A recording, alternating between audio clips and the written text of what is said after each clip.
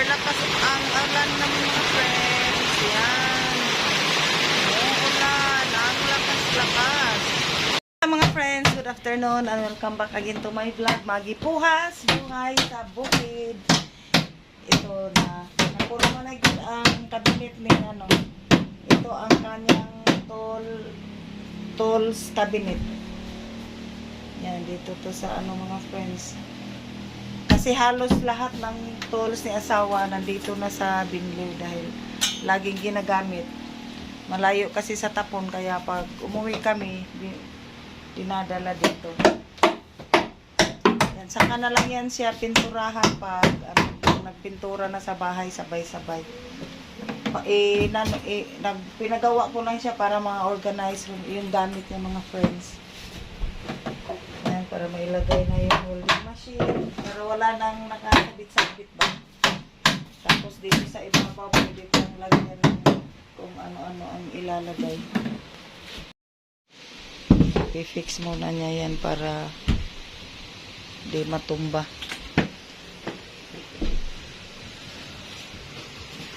Pwede yung mga pang-abubot natin ilagay na rin dyan sa taas. Star. Samahan niyo ako mga friends. Pupunta ako dito sa likod ng aming payag. Kasi pagkatapag hinto ng ulan kanina, nagsipag. Yan na yung mga lalagyan ng mga lupa. Yung mga maliliit mga friends, yun may nag-iisa akong sibuyas doon, nilagay ko.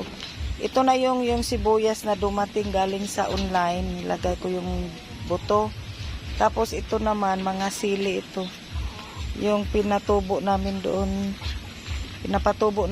sa may mga flat-flat. Yan, tinanggal ko na siya, nilagay ko na dito. Ang hirap kasi pag wala tayong mailamas dito sa bukid mga friends. Later. At ito na talaga mga friends, ang tool keeper. So may nga na tool. Basta kay butangan na sa mga tools. Ito, buti na lang may dala akong manipis na kortina para hindi siya kitang-kita. Yan na, plaster na lahat. Doon yung welding machine sa ilalim. Yan, basta plaster na. Hindi na siya nakakalat. Pwede pang may mailagay dito sa ibabaw. Tomorrow. Good morning mga friends. Ito, mamitas na kami ng kalabasa kasi malalaki na siya. Ito, kilohin natin kung ilang kanak. Sige, kilo ng usa. Ilan na siya. Katong kangkuan, duha raw to ka kilo.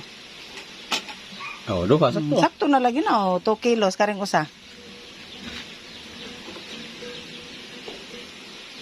Kuhaon ako no to. Ingos. Oh. Tagduha rin. Yan, hinahanap pa yung iba mga friends para makuha na kasi na guwang.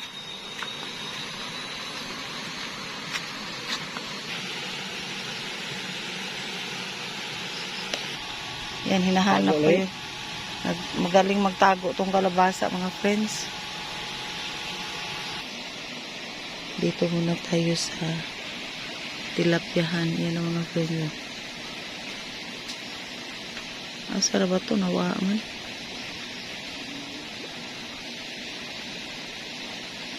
Langoy-langoy. Ata, dagko naman dayo. Yan mga friends. Apat pa lang ang nakita namin.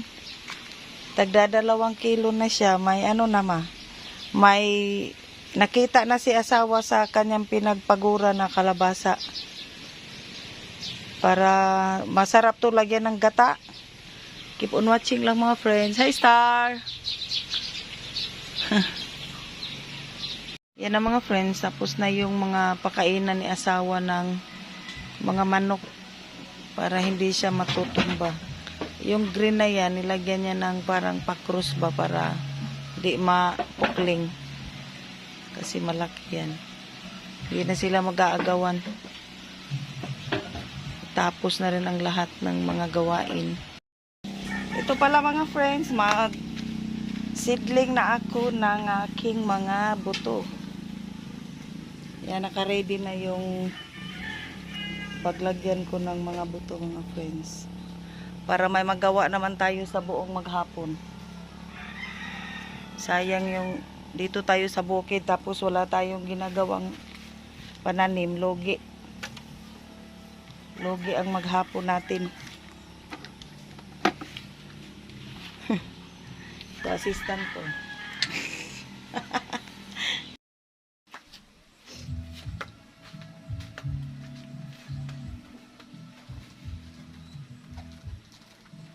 Ilagay ko na tong ano yung in-order ko sa online, dito ko lang siya sa ibabaw i-butang.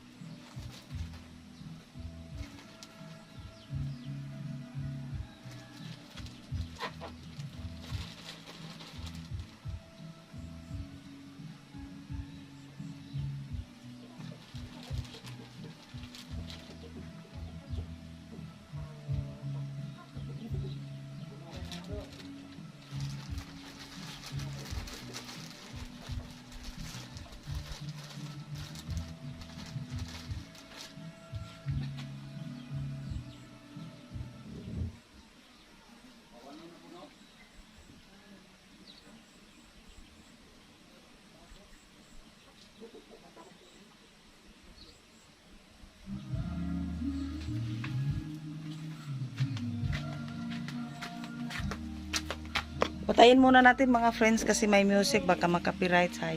Ito na mga friends yung niluto na kalabasang may gata at saka malunggay. Doon to sa kabila niluto mga friends. Si Kati ang nagluto. Thank you Kat sa gulay.